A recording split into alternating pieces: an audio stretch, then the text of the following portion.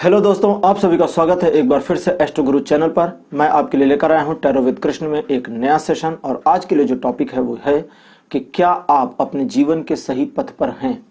देखिए, ये जो टॉपिक है ये वर्सेटाइल है। मतलब यहाँ पर जो रीडिंग करूंगा ये रीडिंग एक जनरल रीडिंग है, टाइमलेस रीडिंग है, जैसा कि आप सभी जानते हैं।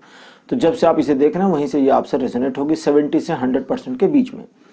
आप अपने जीवन पर जिस भी पथ पर हैं, स्पिरिचुअल पथ पर हैं, मटेरियलिस्टिक पथ पर हैं, फैमिली को आगे ले जाने के पथ पर हैं, अपने कैरियर के पथ पर हैं, जो पथ आपने जीवन का अभी चुन रखा है, क्या वो पथ आपका सही है। आप स्टूडेंट हैं तो स्टूडेंट होना सही है। आप पढ़ाई में इन्वॉल्व हैं और एजुकेशन सेक्टर में ही करियर बनाना चाहते हैं तो ये पथ सही है या नहीं। तो ऐसे ही जो भी पथ मीन्स जो भी वे आपने अपनी लाइफ के लिए चूज किया है, क्या आप उस पर सही हैं। Are you on the right path, are you on the right way, ये आज का टॉपिक है। और जैसा कि बता चुका, ये जनरल रीडिंग है, तो जनरल रीडिंग आपसे 70 से 100% के बीच में मैच होगी। तो चलिए सबसे पहले मिलते हैं अपनी तीनों पाइल्स से। तो जैसा कि आप अपनी स्क्रीन पर देख रहे हैं, आपके सामने तीनों पाइल्स एक साथ प्रदर्शित की जा रही हैं। इस बार भी जेन कार्ड यानी ओशो टैरो जेन कार्ड से मैंने 3 कार्ड्स निकाले हैं। पाइल नंबर 1 है द बर्डन, पाइल नंबर 2 है अलोननेस और पाइल नंबर 3 है द आउटसाइडर। तो इन तीनों पिक्चर्स में से, तीनों इमेज जो कार्ड्स की हैं, उन इमेज में से जो कार्ड आपको अपने लिए थोड़ा सा अट्रैक्टिव फील हो रहा हो उस कार्ड को अपनी पाइल मान लें और उसके अकॉर्डिंग ही आज की रीडिंग को देखें। जिस कार्ड के साथ आपका लगाव जुड़ाव पहले महसूस होता हो, ज्यादा इसमें सोच विचार ना करें, दिल जिस ओर झुक रहा है उसी ओर जाएं, माइंड की कैलकुलेशन को बिल्कुल साइड कर दें, तभी रेजोनेशन सही होगा। तो जैसा कि आप सभी जानते हैं, हर बार की तरह इस बार भी पाइल्स के लिए टाइम स्टैम्प्स डिस्क्रिप्शन में दे दिए गए हैं और साथ ही साथ टाइम स्टैम्प्स को कमेंट सेक्शन में भी पोस्ट करके पिन कर दिया गया है। तो आप टाइम स्टैम्प्स पर जा करके क्लिक करके अपने पाइल की रीडिंग को डायरेक्टली देख सकते हैं, वीडियो फास्ट फॉरवर्ड हो जाएगा। तो चलिए अब वीडियो को शुरू करते हैं। लेकिन शुरू करने से पहले आपको याद करा दूं कि मैं प्रोफेशनल टैरो रीडिंग सर्विस भी प्रोवाइड करता हूं। तो आपकी स्क्रीन पर ये जो नंबर आ रहा है, इस नंबर के ऊपर आप मैसेज कर सकते हैं, व्हाट्सएप मैसेज कर सकते हैं, हेलो हाय लिखें, मेरी टीम आपके साथ में कनेक्ट हो जाएगी और मेरी टीम आपको हेल्प करेगी मेरे साथ आपके लिए पर्सनल अपॉइंटमेंट्स और बुकिंग्स के लिए। जो भी आपकी क्वेरीज हैं, आपकी प्रॉब्लम्स हैं, उसके लिए मैं आपके लिए पर्सनली टैरो रीड भी करूंगा। तो अगर लाइफ में कहीं फंसे हैं, स्टक हैं, लाइफ में समझ में नहीं आ रहा क्या करें क्या ना करें, तो आप मेरी हेल्प ले सकते हैं, इस नंबर पर व्हाट्सएप करें। तो चलिए शुरू करते हैं आज की वीडियो को और मिलते हैं आपकी पाइल में।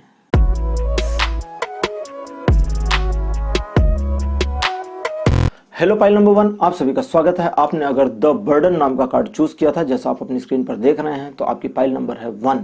और चलिए आपके लिए रीडिंग शुरू करते हैं और देखते हैं कि आपके लिए क्या आ रहा है टैरो से और इन्फॉर्मेशन क्या है कि आप अपने जीवन के सही मार्ग पर अब हैं या आपको मार्ग को बदलने की ज़रूरत है या लाइफ में क्या करना चाहिए आपको। तो पूरी गाइडेंस रहेगी, आप क्या करें क्या ना करें, तो सारी चीज़ें निकलेंगी आज। कार्ड नंबर 1 आपके लिए मेरे पास जो आया है यह है 5 of the cups. Second position पर आपके लिए 8 of the pentacles. Third number आपके लिए आया हुआ है 6 ऑफ द कप्स और फोर्थ पर आपके लिए आया है द चैरियट। साथ ही साथ नंबर 5 पर लास्ट कार्ड आपके लिए हैं the high priestess. High priestess अपने आप में काफ़ी पावरफुल मानी जाती हैं और मेजर अरकेना ग्रुप में सिर्फ एक कार्ड आया है वहां से आपके लिए। चलिए, तो पाइल नंबर 1, जैसा कि आप जानते हैं, आप अपने जीवन में काफी संघर्षों के बाद इस पोजीशन पर पहुंचे हैं। यहां तक पहुंचने से पहले कि निराशा के दौर को अगर याद करें तो 2 चीजें कह सकते हैं कि आप निराश नहीं हुए, या ये कह सकते हैं कि आपने निराश होना नहीं चुना। हालांकि निराशा बिल्कुल सामने थी। हालांकि निराशा बिल्कुल सामने थी और आप कह सकते हैं कि अगर कोई और होता उस कंडीशन में तो डिप्रेस हो जाता, बट बेहतर तरीके से आपने खुद को न सिर्फ डिप्रेशन से बचाया बल्कि एक होपलेसनेस की कंडीशन से भी बचकर बाहर आ गए। सिर्फ बाहर ही नहीं आए, बड़े अच्छे तरीके से एक्चुअली बाहर आए हैं। फिर आपने चीज़ों को बनाने की कोशिश करी, एक तरह से लाइफ को मैनेज करने का प्रयास किया और आपका जो मैनेजमेंट है ये एक्चुअली बहुत बढ़िया रहा है। आपने सही तरीके से सिलसिलेवार ढंग से चीज़ों को एक एक करके मैनेज किया। सेलिब्रेट भी किया उस चीज़ को जब आपकी सक्सेस हुई, और उस सक्सेस को उन लोगों के साथ भी सेलिब्रेट किया जो लोग आपके अपने थे, जिन लोगों से आपका अपना दिल का नाता था। लेकिन फिर करंट सिचुएशन ये है कि दुविधा की स्थिति अभी भी बनी है। आप उस रिलेशन में या उस चीज़ में अभी भी इन्वॉल्व हैं और नहीं भी हैं। मन आपका है और मन आपका नहीं भी है। करंट सिचुएशन में आप एक ऐसे पथ पर हैं जहां आप समझ नहीं पा रहे कि आप सही डिसीजन ले रहे हैं, सही ओर जा रहे हैं, या आप अपने ओर से बहुत बायस यानी पक्षपाती हो गए हैं और सही दिशा में नहीं बढ़ पा रहे हैं। दोनों ही कंडीशंस आपके लिए क्रिटिकल बनी है। अगर आप पक्षपात करते हैं तो भी मुसीबत, नहीं करते तो भी मुसीबत। अब मजेदार यह है कि आ गई हैं हाई प्रीस्टेस। हाई प्रीस्टेस कहती हैं कि तुम्हारा पथ तो सही है, लेकिन तुम्हारी सोच को भी पूरा सही रखना होगा। पथ सही है लेकिन सोच को सही रखना, ये थोड़ा सा ज़्यादा ही वो हो गया, हार्ड टू अंडरस्टैंड हो गया। चलिए, ओरेकल कार्ड्स आज हमारे साथ रहेंगे, तो ओरेकल कार्ड्स की हेल्प लेते हैं, थोड़ी और जानकारी निकालते हैं। पाइल नंबर 1 आपके लिए। ओके, तो पाइल नंबर 1 ओरेकल कार्ड्स में से आपके लिए जो मेरे पास कार्ड नंबर 1 आया हुआ है ये है श्री गणेश। सेकंड पोजीशन पर आपके लिए कार्ड आया है वात। वात एक प्रॉब्लम होती है ना, जो वायु की प्रॉब्लम होती है, जिसको वात कहते हैं। तो ये उस चीज़ से रिलेटेड है, लेकिन यहाँ पर जो अभी मीनिंग आएगी वो थोड़ी सी डिफर भी आएगी, क्योंकि ये कुछ गहराई को दिखाता है, कुछ अंदरूनी समस्याओं और समस्याओं से निकलने को भी दिखाता है। जैसा कि मैं थोड़ी देर पहले भी आपको बता रहा था कि अपनी प्रॉब्लम्स को आपने अच्छे से हैंडल किया। वात के बाद में आ गया है सत्य। ये सत्व नहीं है, सत्य है। सत्य मतलब ट्रुथ। जी हाँ, सत्य का कार्ड है। नंबर 4 की पोजीशन पर आपके लिए जो कार्ड आया हुआ है ये है विशुद्ध। ये गले के पास होता है, विशुद्ध चक्र होता है। हमारे जो 7 चक्र हैं इनमें ये 5वां चक्र होता है, विशुद्ध। और अंतिम कार्ड आपके लिए आया है राधा, कृष्ण की राधा। चलिए, तो ओरेकल कार्ड से भी आपके लिए सारे कार्ड्स आ चुके।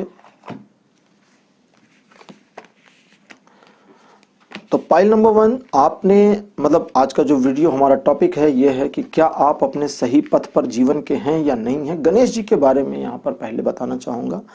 जो लोग नहीं जानते वो जान लें कि गणेश जी पथ प्रदर्शक माने जाते हैं, क्योंकि गणेश जी ने जो पथ चुना था उसी पथ की वजह से, जो पाथ उन्होंने चूज किया था उस चूजन पाथ की वजह से ही वो प्रथम पूज्य हैं। सबसे पहले पूजा में उनकी ही पूजा होती है। तो ये भी अच्छी कहानी है, कभी मैं अपने स्टोरी चैनल पर गणेश जी की ये कहानी भी लाऊंगा। तो गणेश जी कहते हैं कि आप अपने सही पथ पर हैं, ये बात आपके दिल से बेहतर कोई जान नहीं सकता। पहली चीज ये समझ लें। अच्छा, दूसरी एक चीज यहाँ पर अभी तुरंत हाई प्रीस्टेस ने मुझे इंडिकेट किया बीच में ब्रेक करके कि पाइल नंबर 1 आप अपने सही मार्ग पर हैं, सही पथ पर हैं, आपको डरने की जरूरत नहीं है, सारी चीजें अंडर कंट्रोल हैं। बस वो जो दुविधा वाला मामला चल रहा है ना करंट में, उसमें अपने फायदे के बारे में ज्यादा ना सोचें, लेकिन ऐसा भी नहीं कि अपना नुकसान सोचें। देखिए, कभी कभी क्या होता है कि आपसे कहा गया कि पक्षपात मत करिए, तो पक्षपात ना करने का यह मतलब नहीं कि अपना नुकसान जानबूझकर करिए। अगर आपका पक्ष सही है तो अपने पक्ष को चुनिए, ठीक है, लेकिन अगर आपका पक्ष गलत है तो अपने पक्ष को मत चुनिए। तो यहां पर यह चीज में आपको बायसनेस नहीं रखनी है, पक्षपात नहीं करना, लेकिन मतलब जो सही है उसका ही साथ देना है। और आप हाई प्रीस्टेस कहती हैं कि बिल्कुल सही बात में है। वात, सत्य और विशुद्ध जो कार्ड्स आए हैं ये कहते हैं कि अगर आप इस जो शुद्ध क्वालिटी है, शुद्ध क्वालिटी का मतलब होता है कि शुद्ध और शुद्धि दोनों में फर्क है। शुद्ध का मतलब क्लियर, प्योर, और जो शुद्धि है वो अंतरात्मा से शुद्धि होती है, अंदर से क्लियर, अंदर से प्योरिटी। समझ रहे हैं? जैसे पानी का पाइप होता है, बाहर से तो हम रोज क्लीन कर सकते हैं ना, बाहर से क्लीन कर दे, लेकिन अंदर अगर वो गंदा है तो आपको तो पता भी नहीं चलेगा कि अंदर गंदा है।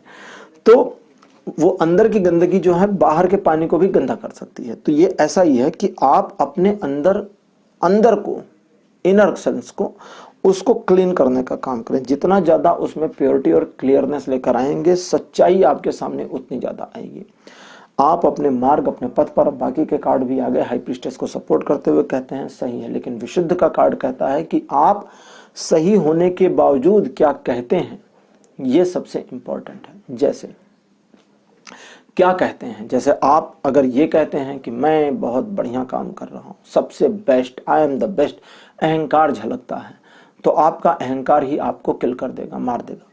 लेकिन अगर आप अपने अंदर हीन भावना ले आते हैं कि अरे नहीं मैं तो सबसे दीनहीन हूँ, मैं तो कुछ भी नहीं, तो सच में कुछ भी नहीं हो जाएंगे।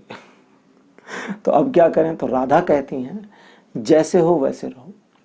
वो जेन्युइन होने को नहीं कहती, वो कहती हैं जैसे हो वैसे रहो। जेन्युइनिटी अलग चीज है। जेन्युइन का मतलब कहते हैं ना कि हम तो भाई जेन्युइन रहेंगे। मैंने कई बार अपने कई वीडियोस में कहा है, जेन्युइन रहने का मतलब लोग गलत समझ गए हैं। लोगों ने एक्चुअली, हमारी जो सोसाइटी है ना, ये स्लेव्स चाहती है, गुलाम चाहती है, और इसलिए हमारी जो परवरिश होती है, जो एजुकेशन सिस्टम है, जो समझाने के तरीके, ये सब इसी ओर लेके जाते हैं इंसान को। आप क्वेश्चन ना करें, भेड़ बन जाएं, भीड़ का हिस्सा बन जाएं। शेर बनने की कोशिश करेंगे तो आप बाहर, आपसे डर लगेगा। इसीलिए विद्रोही कहते हैं, the rebel. Osho Zen cards में एक द रिबल नाम का भी कार्ड है। तो राधा कहती हैं कि जैसे हैं वैसे रहें, परिवर्तन न करें। अब ध्यान से समझिए, अगर आप जेन्युइन होते हैं तो आपने परिवर्तन कर दिया। क्यों? क्योंकि आप जेन्युइन हो रहे हैं। आप जेन्युइन नहीं थे लेकिन हो रहे हैं। अगर आप ओवर आर्टिफिशियलनेस करते हैं, आप और ज्यादा आर्टिफिशियल हो जाते हैं, तो भी आप गलत कर रहे हैं। तो राधा कहते हैं कि जैसे हैं वैसे रहें। अब बात करते हैं दिखावे की। आप देखिए, आर्टिफिशियल होना और दिखावा होना दोनों में फर्क है। देखिए आर्टिफिशियल क्या है, वो उर्दू में कहते हैं मुलम्मा चढ़ाना। ये किसी ने मुझे रिसेंटली बताया था। उर्दू वाले खुश हो गए होंगे, अब हिंदी वाले समझेंगे मुलम्मा चढ़ाना क्या होता है। पीओपी समझते हैं ना, दीवारों पे पीओपी होती है। दीवार आपकी कैसी भी हो, उसमें सीलन हो, काई लगी हो, दीवार खराब हो, उसमें दरारें हो, सुराख हो गया हो, होल हो गए हो, मतलब कैसी भी हो, पीओपी अगर लगा देते हैं तो दीवार एकदम नीट एंड क्लीन दिखने लगती है, अंदर का सब छिप गया। उसको कहते हैं मुलम्मा चढ़ाना। ठीक है। जैसे पीतल का कंगन होता है, उस पर सोने का पानी चढ़ाते, तो उसको उर्दू में कहते हैं सोने का मुलम्मा चढ़ाना। ये मुझे किसी ने बताया था, बस इससे ज्यादा उर्दू नहीं आती मेरे को, भूल जाइए उर्दू वालों, और उर्दू बोलूं। तो राधा कहती हैं कि कुछ एड ऑन नहीं करें। इसलिए नहीं करें क्योंकि आपको कुछ छिपाना है। छिपाने के लिए नहीं करना, निखारने के लिए अलाउ है। ध्यान से समझे राधा को। अब राधा के नेचर को बता रहा हूं। यहां पर अगर कुछ टैरो के स्टूडेंट्स हैं तो वो भी समझ लें, और मेरे से कई लोगों की बातें हुई हैं। कई टैरो रीडर्स भी मुझसे कनेक्ट हुए हैं कई बार। किसी का नाम नहीं लूंगा, कौन कनेक्ट हुआ कौन नहीं, ये सब सीक्रेट है। तो कई ने अप्रिशिएट किया, कई ने ये भी कहा कि मैं जो रीडिंग करता हूँ उससे उन्हें काफ़ी सीखने को मिलता है। तो यहाँ मैं अलर्ट कर रहा हूँ उन रीडर्स को जो मेरे साथ इस समय बैठे हैं यूट्यूब पर, मतलब सामने आप देख रहे हैं, तो आप देखें, ध्यान दें। भले आपके पास ओरेकल योगिक पाथ हो, उसमें राधा के बारे में क्या लिखा है मुझे लेना देना नहीं है उससे।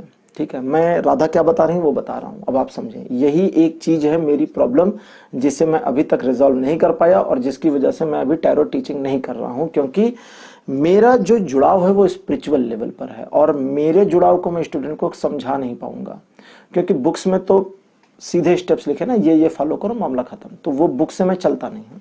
इसलिए मेरी रीडिंग दूसरों से थोड़ी अलग होती है। तो राधा कहती हैं जैसे हो वैसे रहो। राधा ये नहीं कहती जेन्युइन हो जाओ, बनाओ मत अपने आप को। ये भी नहीं कहती कि मत बनाओ। राधा ये भी नहीं कहती हैं कि तुम अपने आप की कमियां छिपाने के लिए कुछ ओढ़ लो, दिखाओ। वो कहती हैं खुद को निखारने के लिए कुछ यूज करिए। अगर जैसे सपोज करिए, निखारने के लिए कैसे करते हैं, हमारे बाल होते हैं, हम उनको कटवा करके अच्छे से ऑयल वगैरह लगा करके कंघी कर लेते हैं। तो हमने क्या किया, हमने अपने बालों को संवारा। कहते हैं ना, बालों को संवारिए। लेकिन जब नकली बाल लगा लेते हैं, नकली बाल लगा लेते हैं, विग लगा लेते हैं, तो हमने क्या किया, हमने अपने असली बालों को हाइड किया और डुप्लीकेट का प्रदर्शन शुरू कर दिया। ये नहीं करना आपको। ठीक है, ओरिजिनलिटी में रहिए। अब उस ओरिजिनलिटी को जितना निखार सकते हैं निखारिए। अपने पथ पर आगे बढ़ते समय अपने आप को और ज्यादा इनहेंस करने की दिशा में जितना प्रयास कर सकते हैं उतना प्रयास करिए, लेकिन कुछ छिपाने के लिए मत करिए, अपनी क्वालिटीज को निखारने के लिए करिए। छिपाते कैसे हैं, निखारते कैसे हैं, ये मैंने आपको बता दिया है। पाइल नंबर 1 एक चीज और आपको बतानी है, और वो ये कि अंदर का जो भय है कि मैं शायद गलत पथ पर हूं, और शायद मैं जहां जा रही हूं वो पथ सही नहीं है, मैंने गलत वे चूज कर लिया था, ये आपका जो वहम और आपका डर है, ये डर सत्य से बहुत परे है, दूर दूर तक वास्ता इसका नहीं है।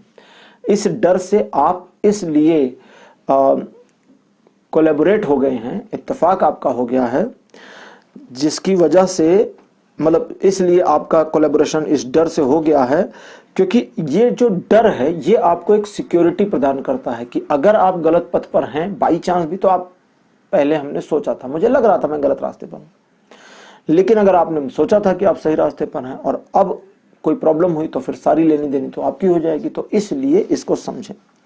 दूसरे लोगों को योजनाएं अपनी ना बताएं। आप जिस पथ पर हैं उस पर आगे बढ़ें, दूसरों को योजनाएं ना बताएं, उनको ज्यादा ज्ञान ज्यादा जानकारी अपने बारे में ना दें, और जो भी आप कहेंगे इस पथ पर आगे चलते हुए वो चीज आपके फेवर में या आपके खिलाफ यूज होगी। इसलिए शांत बनने की कोशिश करें।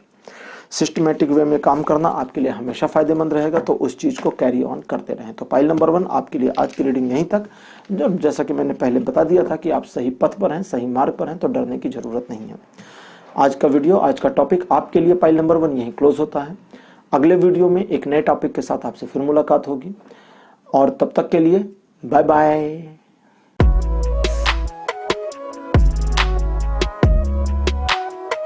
हेलो पाइल नंबर 2, आप सभी का स्वागत है। आपने अगर अलोननेस कार्ड को चूज किया था, जैसा आप अपनी स्क्रीन पर देख रहे हैं, तो आपकी पाइल नंबर 2 है। चलिए आपके लिए रीडिंग शुरू करते हैं और अब देखते हैं कि आप अपने जीवन में सही पथ पर हैं या नहीं हैं, या आपके लिए क्या टैरो की गाइडेंस है कि आप सही पथ पर कैसे पहुंचेंगे। तो सारी चीजें आज इसमें कवर होने वाली हैं। नंबर 1 आपके लिए 5 of the cups. Second card आपके लिए queen of the swords. Third card आपके लिए 3 of the pentacles. Card number 4 आपके लिए आया है क्वीन ऑफ द पेंटिकल्स, और लास्ट में नंबर 5th पोजीशन पर जो कार्ड आपके लिए जा रहा है ये है जजमेंट। केवल एक कार्ड मेजर अरकेना से, बाकी सारे के सारे माइनर अरकेना से। चलिए, पिछली पाइल में भी सिंगल कार्ड आया था लास्ट वाला मेजर अरकेना से, इसमें भी लास्ट वाला मेजर अरकेना से। पाइल नंबर 2, आप अपने जीवन में इस समय जिस सिचुएशन का सामना कर रहे हैं उस सिचुएशन तक पहुंचने के लिए संघर्षों का एक लंबा दौर रहा है। आशा और निराशा के बीच झूलते हुए, अपने गुस्से को कंट्रोल और कभी कंट्रोल से बाहर रखते हुए, दूसरों की हेल्प मदद करते हुए, दूसरों की हेल्प करते हुए, मदद करते हुए, हेल्प लेते हुए, मदद लेते हुए, दूसरों के लिए इस्तेमाल होते हुए, और दूसरों को अंत में जाकर के एट लास्ट मोमेंट में यूज करने की कोशिश करते हुए आप यहां तक पहुंच गए।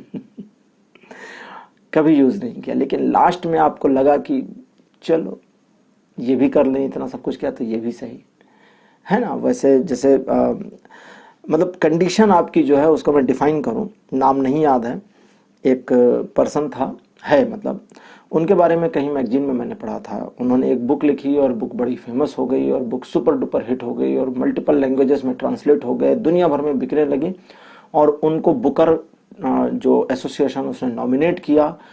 और जब नॉमिनेशन के बाद अनाउंसमेंट होने वाली थी तो उस कम्युनिटी हॉल में वो भी गए अपने पब्लिशर के साथ।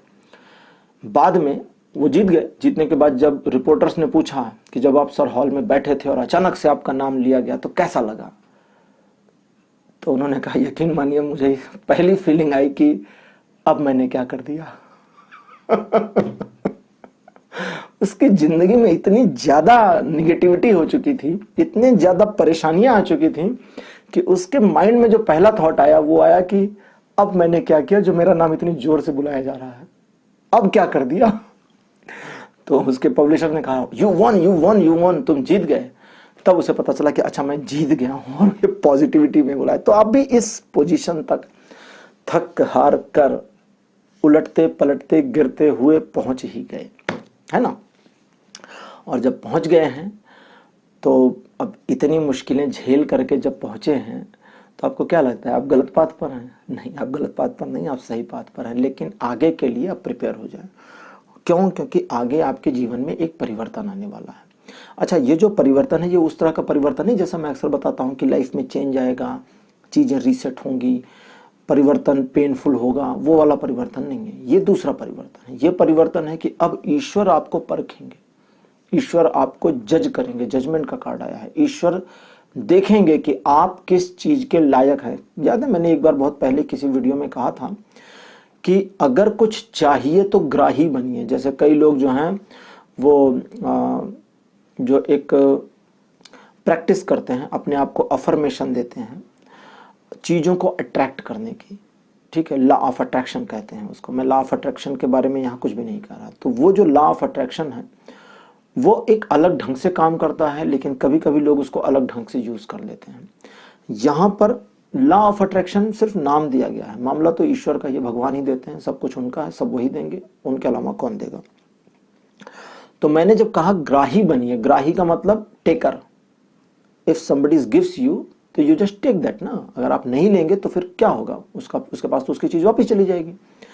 बट अब सोचिए कि आपने ऐसे हाथ कर दिया कि भगवान दे दो 2 गड्डी नोटों की और भगवान बैग भर कर ला रहे हैं, तो आपके इस हाथ में वो बैग आएगा कैसे? ठीक है, इस हाथ में अगर भगवान रख भी दें तो भारी बैग गिर पड़ेगा नीचे, वो आपके हाथ से छूट गया। तो आई हुई चीज आपके हाथ से निकल सकती है। तो ग्राही बने। ग्राही क्या होता है? सिचुएशन के अकॉर्डिंग, जरूरत के मुताबिक अपनी झोली को बड़ा कर देता है। ठीक है, जैसे मैं कभी कभी कहता हूं ना कि इंग्लिश में कई हिंदी या संस्कृत वर्ड्स की मीनिंग नहीं, जैसे शिष्य की मीनिंग नहीं है। Student is not meaning of the शिष्य। स्टूडेंट इज डिफरेंट थिंग, शिष्य इज डिफरेंट थिंग। शिष्य ग्राही होता है। जिन लोगों ने गीता सीरीज का मेरा पहला वीडियो देखा होगा, शिष्यत्व का भाव अनिवार्य है करके उसका टाइटल है, तो वो जानते होंगे, मैंने उसमें डिफाइन किया है। तो आपको वैसे ही ग्राही बन जाना है, ताकि ईश्वर जब आपकी लाइफ को जज करें तो वो आपको वो दे सकें जो वो देना चाहते हैं। आप तो एक गिलास लेकर खड़े, भगवान पानी डाल देना इसमें। अब भगवान एक बाल्टी लेकर के आए हैं पानी से भरी हुई, तो एक गिलास आपके हाथ में जाएगा, बाकी सारा बह जाएगा। तो जो आपका था वो आपके हाथ से निकल गया। थे सही पथ पर, गलत पथ पर नहीं थे, लेकिन उस सही पथ पर होने के बावजूद चीजें हाथ से निकल गई। अब आप समझ गए होंगे। तो वो ग्राही कैसे बने? अकॉर्डिंग टू द सिचुएशन चीजों को बड़ा कैसे करें कि वो गिलास दिया है मैंने, भगवान बाल्टी लेकर आए, तो हम भी बाल्टी कैसे बना लें गिलास की, ये इनसे बताते हैं।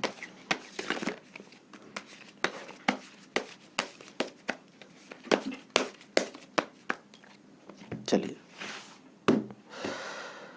कार्ड नंबर 1 आपके लिए आया है सत्वा।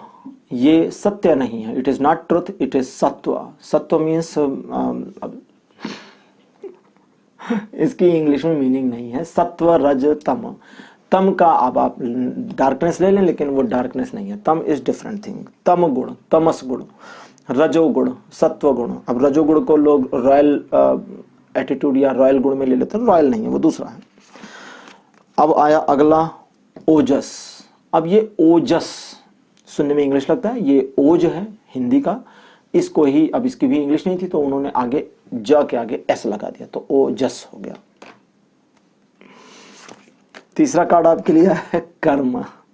ये भी हिंदी का शब्द है, इसकी भी इंग्लिश नहीं है, तो इसे पूरी दुनिया कर्मा के नाम से जानती है। ठीक है, कर्म संस्कृत वर्ड, इंग्लिश में कर्मा है ही नहीं उसका मीनिंग। फिर आ गए श्री कृष्ण। लास्ट में आपके लिए आया है आत्मा। ये कार्ड है आत्मा। आत्मा, आत्मा नहीं, आत्मा। आत्म मतलब इंटरनल।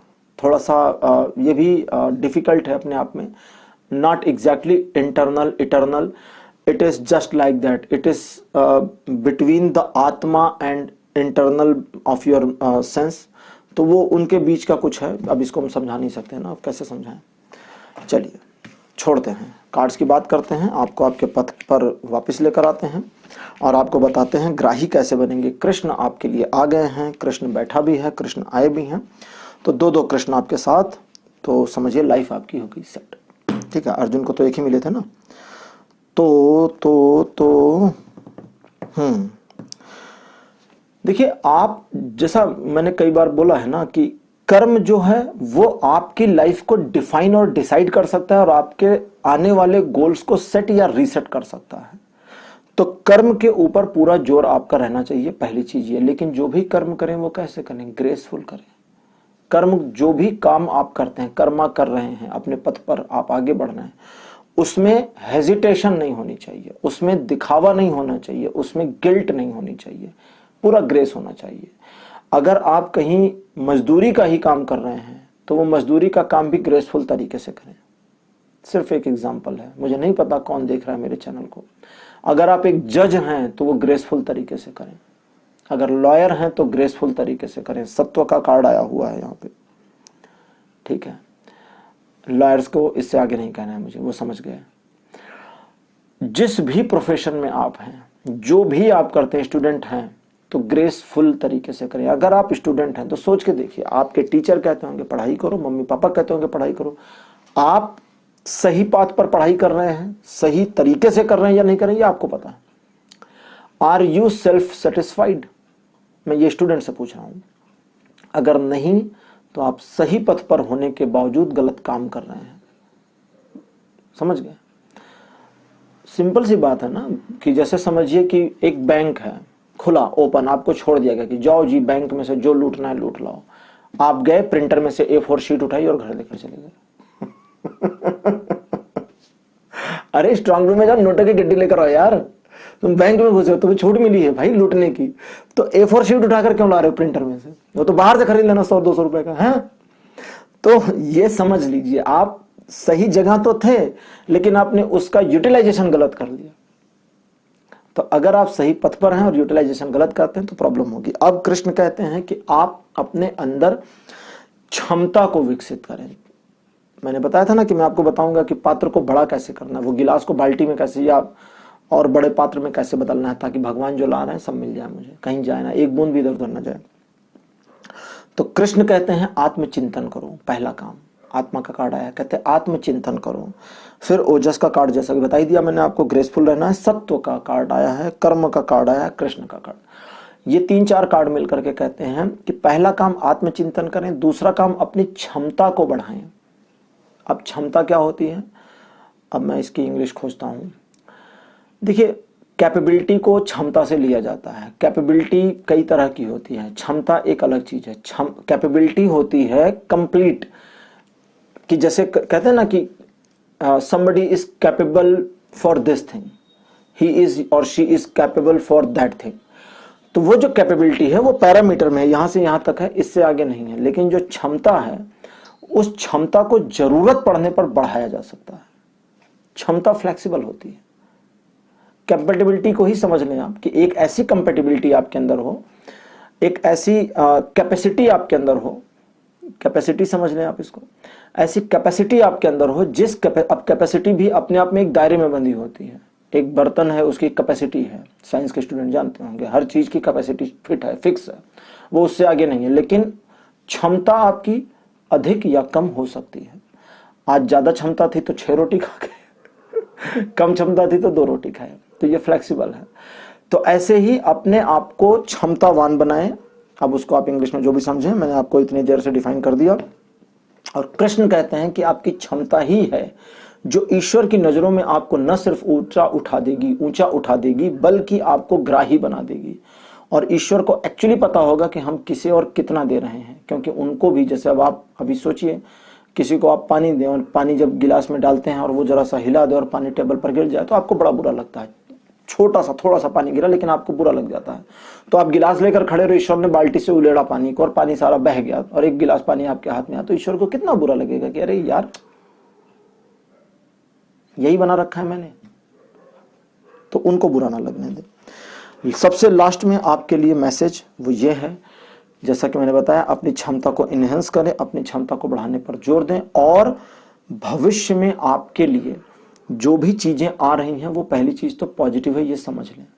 अगर भगवान ने बाल्टी से उलेड़ा और आपके हाथ में सिर्फ गिलास है तो भी पॉजिटिव है, नेगेटिव नहीं है। भगवान नाराज हो जाएंगे लेकिन सजा नहीं देंगे। वो यही सोचेंगे कि अरे भाई कहाँ बुद्धू हो तुम, गिलास लेकर आए हो।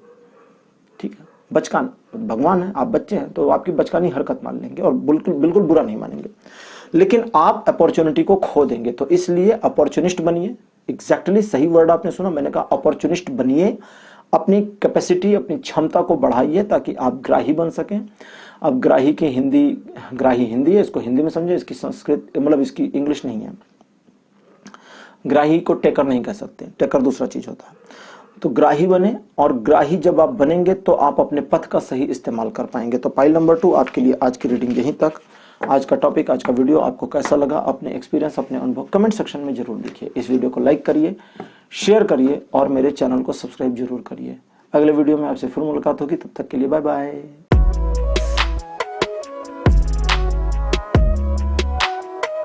हेलो पाइल नंबर 3, आप सभी का स्वागत है आपकी रीडिंग में। आपने अगर द आउटसाइडर के कार्ड को चूज किया था तो आपकी पाइल नंबर 3 है और अब आपके लिए रीडिंग शुरू हो रही है। तो चलिए शुरू करते हैं और देखते हैं कि आपके लिए क्या संदेश है टैरो का। आप सही पाथ पर हैं या नहीं है। कार्ड्स को शफलिंग थोड़ी सी और चाहिए, तो चलिए शफलिंग थोड़ी और करते हैं ताकि इनका लिंक लास्ट वाली रीडिंग से ब्रेक हो जाए, नई रीडिंग के लिए ये रेडी हो जाए। टैरो कार्ड्स में हर कार्ड की अपनी एनर्जी होती है और हर डेक की भी अपनी एनर्जी होती है। कई बार बहुत सारे आंसर निकालने के बाद जो टैरो कार्ड्स के डेक्स हैं वो अपने आप में एग्जॉस्ट हो जाते हैं, इसलिए हम लोग मल्टीपल डेक्स रखते हैं। तो जब ये एग्जॉस्ट हो जाते हैं तो एक डेक को हटा देते हैं, फिर दूसरे डेक को यूज़ करना शुरू करते हैं और कुछ दिन के लिए उनको रिवाइव किया जाता है। रिवाइव हम करते हैं उनको, कुछ उनके रिचुअल्स हैं रिवाइव करने के ताकि वो रीसेट हो जाएं। तो जब एक बार रीसेट हो जाते हैं तो उनको हम कुछ दिन के लिए छोड़ देते हैं ताकि वे सुस्ता लें, आराम कर लें। तो अभी ये चल रहे हैं, अभी इनको आराम की ज़रूरत नहीं है क्योंकि अभी इनको मैंने बहुत जल्दी ही रिसेंटली यूज़ करना शुरू किया। तो पाइल नंबर 1 आपके लिए कार्ड नंबर 1 मेरे पास आया है 3 of the wands. Second card आपके लिए आया हुआ है मेरे पास द एम्परर। थर्ड नंबर पर आपके लिए peg of the swords. Fourth number पर आपके लिए 4 ऑफ द कप्स और सबसे लास्ट कार्ड आपके लिए आया है 6 ऑफ द कप्स। हेजिटेट होना बंद कर दें। नहीं, मैं वैसे नहीं कह रहा, मैं आपको ये जो कार्ड्स कह रहे हैं उसके अकॉर्डिंग ही आपको मैं कह रहा हूँ कि हेजिटेट होना बंद कर दें। जब आप हेजिटेट होना बंद कर देंगे तो बहुत कुछ परिवर्तन आपके जीवन में हो जाएगा, जैसा कि कार्ड्स बताना शुरू कर दिए हैं। 6 ऑफ द कप्स ने आपके लिए पहला मैसेज यही दिया है, हेजिटेट होना बंद करिए, अपने आप से झगड़ना बंद करिए। आप अपने आप को शुरू से बहुत समय पहले से जानते हैं कि आपको एक सही पथ पर जाना है। आपकी निगाहें या ये कहें कि आपका जो गोल है, आपका जो एक आपने डिसाइड किया था कि मुझे इस रास्ते पर आगे बढ़ना, बहुत पहले ही कर लिया था, लेकिन उसमें भी आपने अपने आप को दुविधा में नहीं डालने के लिए बहुत कुछ प्रयास किया कि आप कंफ्यूज ना हो। और आप सही पथ पे थे तो कंफ्यूज कैसे होते।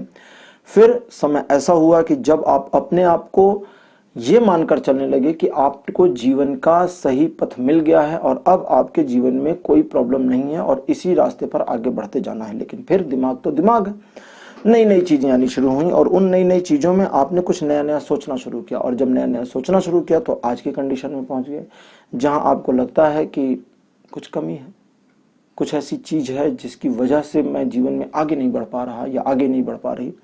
वो एक चीज अगर जीवन में आ जाती तो हम आगे बढ़ जाते, बहुत ज्यादा हो जाती तरक्की। वो कुछ भी हो सकता है, सिचुएशन हो सकती है, परिस्थितियां, सिचुएशन का मतलब ही परिस्थितियां हैं, हिंदी इंग्लिश दोनों बता रहा हूँ, परिस्थितियां हो सकती हैं।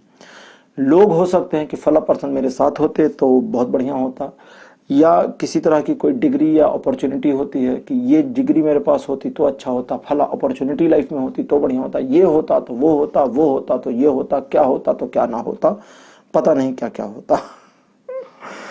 तो सोचना बंद कर दें। सही पथ पर होना और उस पथ पर चलते चलते अपने आप में गिल्ट ना फील करना भी एक टैलेंट है, लेकिन आपके अंदर ये टैलेंट है नहीं। आप उस पथ पर सही भी हैं और अपने अंदर गिल्ट भी लेकर के चल रहे हैं, तो इस गिल्ट की वजह से ही आपको सारी परेशानियों का सामना करना पड़ रहा है। अदरवाइज कोई प्रॉब्लम नहीं है। पाइल नंबर 3 आपके लिए, आप बिल्कुल सही पथ पर हैं, मार्ग सही है, लेकिन डिस्ट्रैक्शन लेवल बहुत ज्यादा है। डिस्ट्रैक्शन लेवल ज्यादा होने की वजह से आपको ऐसा लगने लगा है कि शायद आप गलत रास्ते पर हैं, और चूंकि डिस्ट्रैक्शन का लेवल ज्यादा है इसलिए आप अपने आप को जस्टिफाई करने के बहाने खोज रहे हैं, और जैसे जैसे आप अपने आप को जस्टिफाई करने के बहाने खोज रहे हैं वैसे वैसे चीजें और परिस्थितियां आपके विरुद्ध होती जा रही। तो इस चीज़ का ध्यान रखें, ये सब चीज़ें ना करें, ज़्यादा अच्छा रहेगा। आप अपने पथ पर गलत नहीं हैं। अब आप अगर कभी भी अपने आप को सोच रहे थे कि आप गलत हैं, तो यहाँ पर आपको समझना चाहिए कि आपका जो रास्ता आपने चुना है वो आपके दिल से आया है और वो बिल्कुल गलत नहीं है। लेकिन बीच में जो आपने परिवर्तन वगैरह भी किए थे वो सबको काउंट करके ही बता रहा हूँ करंट में, ठीक है। जैसे यहाँ दिख रहा है कि फाइल नंबर 3 में कुछ ऐसे भी लोग हैं जिन्होंने एक रास्ता चूज किया, फिर बीच में से कट करके इधर आ गए। तो वो जो है, अब तो आपका पथ वही है ना जिस पर आप इस समय हैं, तो मैं उसी की बात कर रहा हूँ, वो सही है। वो बीच वाले को इग्नोर करना, छोड़ें। अब वो बीच वाले की क्या बात करनी है ना, खामखा। कार्ड नंबर 1 आपके लिए वात। सेकंड पोजीशन पर आपके लिए जो कार्ड आया है ये है पित्त, वात पित्त। और थर्ड पोजीशन पर आपके लिए कार्ड आया है मणिपुर, ये चक्र है, ठीक है। और तीसरा चक्र है मूलाधार, स्वाधिष्ठान, फिर मणिपुर। और ये आपके लिए आ गया है सत्व, कार्ड नंबर 4। और लास्ट में आपके लिए जो कार्ड मेरे पास आया है ये है तंत्र। गजब का कार्ड आ गया। 6 ऑफ द कप्स आए थे, इसलिए तंत्र का कार्ड आया है। और तंत्र का कार्ड इसलिए आया है ताकि आपको डीप इंफॉर्मेशन मिल सके कि आप क्या कर रहे हैं और क्या करना एक्चुअली चाहिए। तो सबसे पहले समझें, वात और पित्त 2 कार्ड आए हैं जो कहते हैं आप अपने अंदर गिल्ट की भावना बिल्कुल लानी बंद कर दें। जैसे ही आप अपने अंदर गिल्ट की भावना लानी बंद कर देते हैं, रंग मतलब ये एक बीज मंत्र है जो लिखा हुआ है मणिपुर चक्र के ऊपर, तो इसको मेरे मन हुआ पढ़ने का। एक्चुअली नहीं, ये बता रहे हैं रंग। एक तरह से समझें कि आप अगर अपने आप से झगड़ना बंद कर देते हैं तो आप एक स्पिरिचुअल पथ पर आ जाएंगे। और जैसे ही ये चीज आएगी, अंदर की इंट्यूशन आपको गाइड करेगी कि you are on the right track actually. लेकिन अपने अंदर की शुद्धता को कम ना करें, प्योरिटी को अपने बनाए रखें। नकलीपन नहीं होना चाहिए, ठीक है। अब नकलीपन नहीं होने का मतलब क्या है, ये मैं एक बार डिफाइन कर दूं ताकि आप कंफ्यूज ना हो। नकलीपन नहीं होना क्या होता है, देखिए आडंबर तो करते ही करते हैं, ठीक है। आडंबर तो वो भी होता है कि आप रंग बिरंगे कपड़े हर रोज बदल लेते हैं, बालों को संवार देते हैं, ये भी आडंबर है। क्रीम पाउडर लगाते हैं, ये भी आडंबर है। आडंबर मतलब दिखावा, तो दिखावा तो होता है। लेकिन जब सत्य की बात करते हैं ये, या सत्व की बात करते हैं, तो देखिए सत्य और सत्व दोनों में क्या फर्क है वो समझ लीजिए, बस आपको समझ में आ जाएगा। सत्य कहता है कि आडंबर की जरूरत नहीं है, और सत्व कहता है, सत्व गुण कहता है कि उन चीजों का जो आपके व्यक्तित्व को पॉजिटिव वे में निखारते हैं उनको एक्चुअली यूज कर सकते हैं, तो उन्हें यूज करिए, उसकी परमिशन है। अब तंत्र का कार्ड 6 ऑफ द कप्स और 4 ऑफ द कप्स के साथ कैलिब्रेट करके बात करके बताता है, कहता है कि आप अपने जीवन में जब अपने जीवन को अपने पिछले समय से कंपेयर करना शुरू कर देते हैं तब होती है प्रॉब्लम। और जब अपने जीवन में एक कमी महसूस करते हैं और वो कमी भी अनजानी कमी है, तब होती है प्रॉब्लम। तो तंत्र क्या है, तंत्र भी अपने आप में एक जीवन की पद्धति है।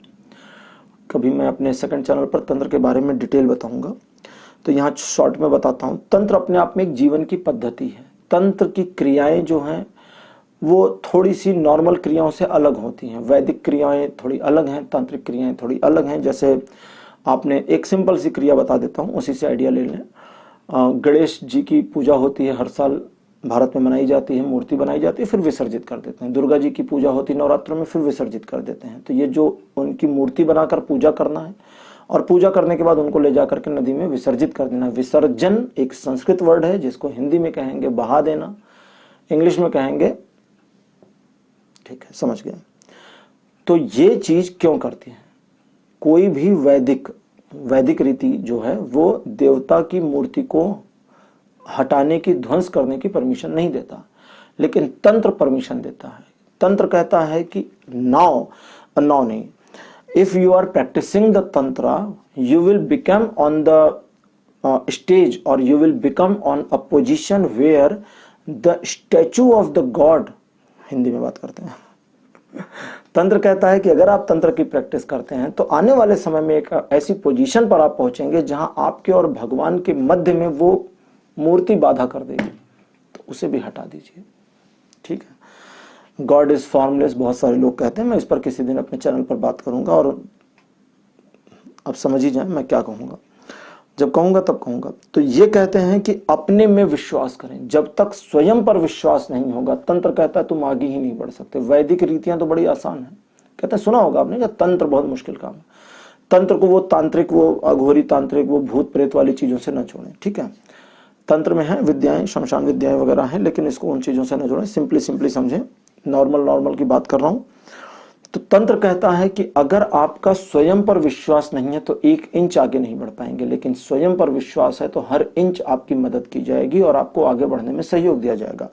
आप सही पथ पर भले हैं, लेकिन आपको सहयोग की घोर आवश्यकता इस समय है, क्योंकि आप जानते हैं कि आप यहाँ फंसे हुए हैं, प्रॉब्लम में हैं। और चूंकि आप यहाँ प्रॉब्लम में हैं, तो इस प्रॉब्लम से निकलने का जो सोल्यूशन है वो आपके पास नहीं है। अब सोल्यूशन किसके पास है? सोल्यूशन ईश्वर के पास है। लेकिन जब आप ग्राही बन जाए, एक्चुअली ग्राही भी नहीं बनना है, सिर्फ इतना ही करना है कि आप सही तरीके से अपने आप को रिप्रेजेंट करते रहें। जैसा सत्व का कार्ड मैंने बताया ना आपको, कि वो कहता है कि अपने आप को बना करके भी रखना है, लेकिन सही और अच्छी चीजों के लिए, पॉजिटिव वेज के लिए। जब आप पॉजिटिव वेज में काम करना शुरू करेंगे तो ईश्वरीय शक्तियां आपकी मदद करेंगी, और जब ईश्वरीय शक्तियां मदद करेंगी तो सारी चीजें सही हो जाएंगी। और जब सारी चीजें सही होंगी तो आपके लिए बहुत कुछ परिवर्तित भी हो जाएगा, आपके फेवर में भी आ जाएगा। एक चीज का आपको ध्यान रखना है, और वो ये कि कभी कभी आपके दिल में या आपको अंदर से एक ऐसा खिंचाव फील होगा जो आपको आपके पथ से हटाने की कोशिश करेगा। जब दिल में ऐसा कुछ खिंचाव फील हो तो आप अपने आप को थोड़ा एनालाइज करें कि ये जो खिंचाव है ये एक्चुअली दिल में आ रहा है या मन में आ रहा है, दिमाग में आ रहा है। तब आपको पता चलेगा कि वो जो खिंचाव है वो एक्चुअली दिमाग में है, बस वो गलत जगह से मैसेज टेलीकास्ट हो रहा है। इसके अलावा स्वास्थ्य का थोड़ा ध्यान रखें, क्योंकि आगे आपके पथ पर बहुत सारे संघर्ष हैं, बहुत सारी उपलब्धियां हैं, और एक्चुअली आपको अपनी उपलब्धियों का पूरा ध्यान रखना चाहिए। मैंने कहा उपलब्धियों का ध्यान रखिए, मैंने ये नहीं कहा कि किसी और चीज़ का। उपलब्धियों का क्या ध्यान रखेंगे बताता हूँ मैं आपको। यहाँ पर एक कार्ड और निकालना पड़ेगा मुझे, ठीक है। मूलाधार का कार्ड आ गया।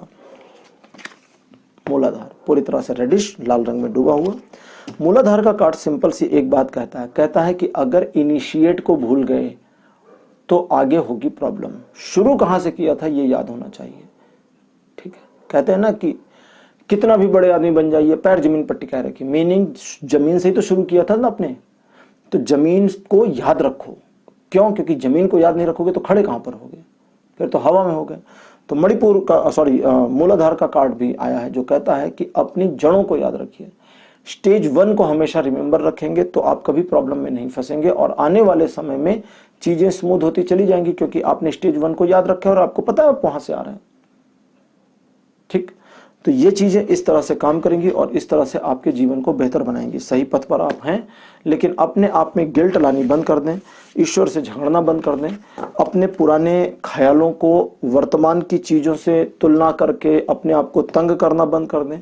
डिले हो जाने वाले, टल जाने वाले, बहुत सारे फ्लॉज वाले आइडियाज पर काम करना भी बंद कर दें। इन चीजों को बंद करें, तब चीजें स्मूथ होंगी। वो होता है ना, कई बार क्या होता है कि आपने इतना सारा धूल उड़ा दिया कि रास्ता ही नहीं दिख रहा, तो बस वही कंडीशन आपकी, बाकी आप सही पथ पर हैं। तो वो जो धूल है उसके लिए थोड़ा रुक जाएं, थमने दें। आप धूल उड़ाते ही ना रहें, थोड़ा रुकें ताकि धूल हटे तो रास्ता दिखे और आप आगे बढ़ जाएं। तो पाइल नंबर 3 आपके लिए आज इतना ही। आज का वीडियो, आज का टॉपिक आपको कैसा लगा? अपने एक्सपीरियंस, अपने अनुभव कमेंट सेक्शन में जरूर लिखिएगा। इस वीडियो को लाइक करिए, शेयर करिए और चैनल को सब्सक्राइब जरूर करिएगा। Okay, bye bye.